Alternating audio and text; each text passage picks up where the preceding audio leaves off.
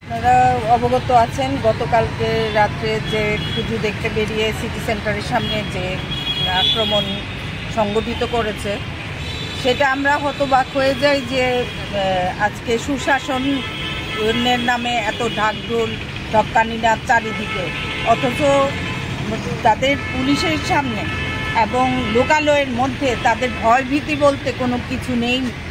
পুজো দেখতে বেরিয়েছে, তাদের সঙ্গে বৎসা, তার মধ্যে বৎসা তো সাধারণ ব্যাপার, তার মধ্যে রক্তাক্ত মহিলার হাজব্যান্ডকে আহত করেছে এবং বাচ্চাকেও তৎসঙ্গে আহত করেছে। মানে এটা কিসের সুশাসন, এটাই আমরা বুঝতে পারছি না।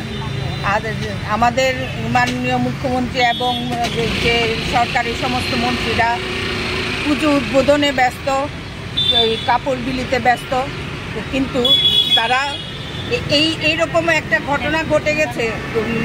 যদিও একজনকে অ্যারেস্ট করেছে, কিন্তু তারপরেও আমরা থানায় এসে দেখলাম যে ভদ্রমহিলার হাজব্যান্ডকে আহত করা হয়েছে। এই মহিলা এসে দেখেছে আরেকজন আসামি ওনার সামনে, দেখেই মহিলা চিৎকার করে সেন্সলেস হয়ে গেছে এবং আমরা এসে পুলিশ সহ পাঠানো হয়েছে হসপিটালে। কিন্তু মানে এইভাবে যদি আসামিরা চারিদিকে ঘুরতে থাকে তো আমাদের মানে এই রাজ্যের মানুষের নিরাপত্তা কোথায়? আজকে আমাদের মাননীয় মুখ্যমন্ত্রী যে নীরব বেহালা বাজাচ্ছেন, বাঁশি বাজাচ্ছেন, তার থেকেও উপরে উনি চলে গেছেন যে কি সিচুয়েশান এসে দাঁড়িয়েছে। এটা সুশাসন? ধিক্কার জানাই এই সুশাসনকে। আমরা ত্রিপুরা প্রদেশ মহিলা কংগ্রেসের পক্ষ থেকে এটা শুধু আজকের একটা ঘটনা না, এরকম প্রায়ই ঘটে যাচ্ছে। হয়তো থানা অবধিও আসতে পারছে না, এটা আপনারাও জানেন ভয়ভীতির কারণে। ওই তো মহিলা এখন স্টেটমেন্ট কি দেবে, স্টেটমেন্ট দেওয়ার আগেই তো মহিলা অসুস্থ হয়ে গেছে। তাদের ভয়ে, মানে এমন ভয় মানুষকে দেখানো হচ্ছে যে তারা নিজেকে প্রশাসনের ঊর্ধ্বে ভাবছে। কারণ পুলিশ প্রশাসন মানে পুলিশ যে থাকার পরে আমরা একটা ভয় ভীতি বা আমরা আইন শৃঙ্খলা মেনে চলবো, এই জিনিসটাই তো চলে গেছে।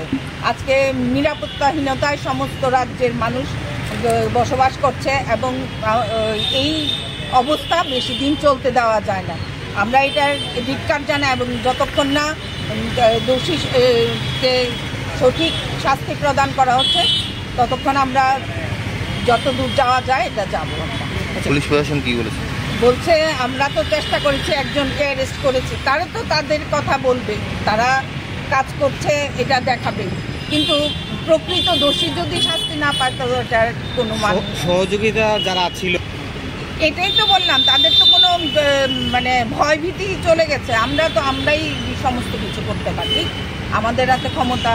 মণ্ডলের উমরা তোমরাটা আজকে মুখ্যমন্ত্রীর উপরে ক্ষমতা নিয়ে বসে আছে, তো কি বলবেন? এই প্রশাসন কি মানে সুশাসন যেটা বলছি, সুশাসনের চেহারা যদি এটা হয় তাহলে সত্যিকারের সুশাসন আমরা কোথায় দেখতে পাবো?